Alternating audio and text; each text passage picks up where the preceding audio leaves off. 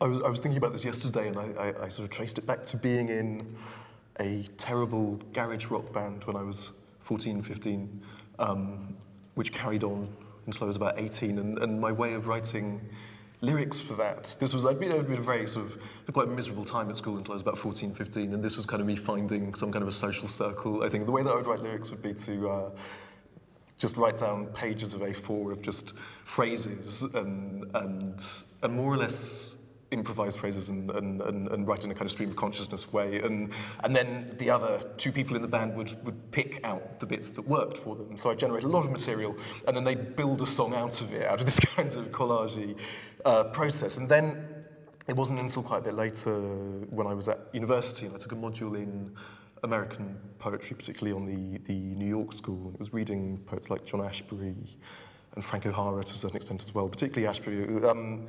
It made me think, this is what I've been trying to do anyway. This is what I've been trying to do, this fragmentary thing where there are strange juxtapositions and there's a relationship between these images and ideas, and there's maybe some satirical elements, some social commentary, but it's all done through this, it's all done through imagery and sort of and images bashing into each other and yeah, mumbling now, sorry, but I think that was really how I got started, I think, and I don't really talk about that much because I'm quite embarrassed about being in a crap garage rock band, but that was pretty much how it went, I think. I suppose bands like Pavement and things like that I used to listen to a lot as well, and I liked that method of writing. And then, I guess around the year 2000, David Berman, who he actually used to write quite a lot of Pavement's lyrics without being credited with it, and he had a collection of poetry which I really liked. I remember getting that for Christmas in the year 2000, and again, that was just something that made me think, this is something I really want to do. This is where I could use the way, seeing as I'm not going to try to become a singer in a band. This is actually something that I could use, because what I really enjoyed was the writing, really. I didn't really enjoy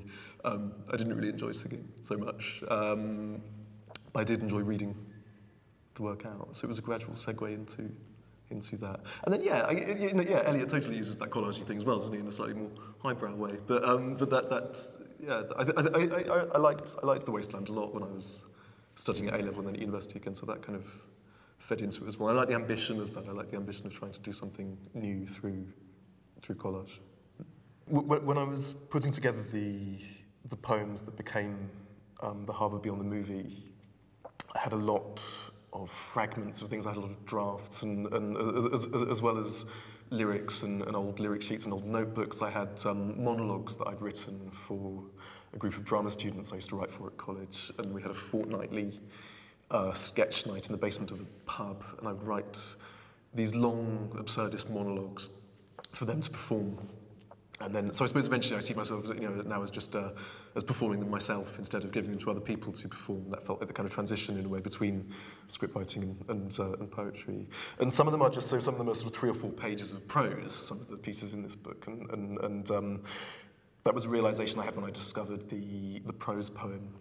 So Baudelaire, and then the symbolist and surrealist writers that came after him, David Gascoigne being a really good English example of that kind of surrealist, early 20th century surrealist writing, that they would often write these sometimes 11 pages of prose, and this would appear in their books of poetry, sometimes alongside more traditional verse forms. And that freedom, that liberation to be able to include this kind of work as well as poetry, as well as more formal stuff, really appealed to me, and I think gave me a certain, again, when I was structuring The Harbour Beyond the movie, I kind of wanted it to have almost a snowballing effect. So starting with shorter poems, and they would get more and more elaborate and longer, and until by the end, it's sort of, I think it ends on 3 or 4 quite long prose pieces, and I wanted that to be the kind of rhythm of the collection, I guess. And I had enough. I probably had about 300 pages of material, mostly pretty terrible, and it was with my tutor, Andy Brown, at college, and with Chris, who edited Salt at that time, that I managed to whittle it down to